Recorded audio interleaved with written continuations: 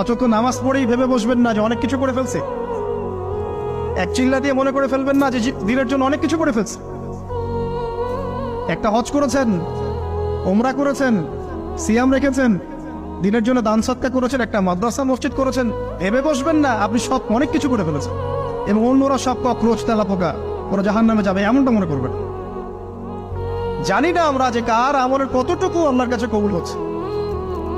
তো এখানে এই ব্যক্তির সমস্যা ছিল এই, সে নিজের আমলটাকে অনেক ভারী মনে করছিল এবং সে স্টেটমেন্ট দিয়ে ফেললো যে তোকে আল্লাহ পাক মাফ করবে না।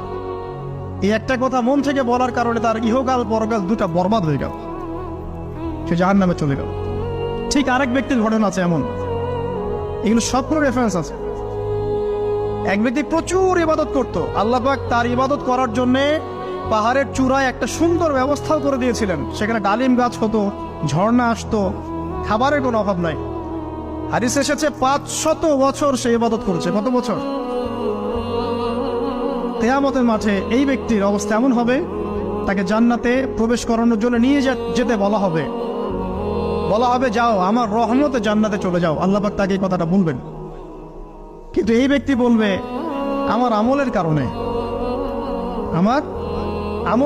আল্লাহ পাক বলবেন আমার রহমতে জান্নাতে চলে যাও। ব্যক্তি বলবে আমার আমলের কারণে।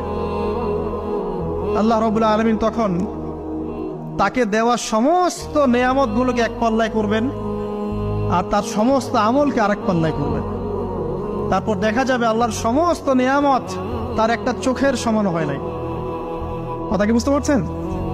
একটা চোখের যে নেয়ামত আল্লাহ পাকের, সমস্ত আমল ও 500 বছরের ইবাদত এতটুকু হয়নি।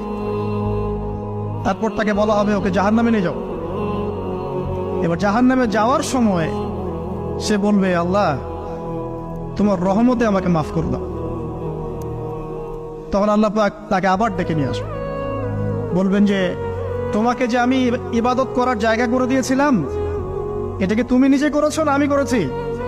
সে বলবে আপনি করেছেন। তোমাকে যে আমি সৃষ্টি করেছিলাম তখন কি তুমি কোনো আমল করেছিলে? বলবে না।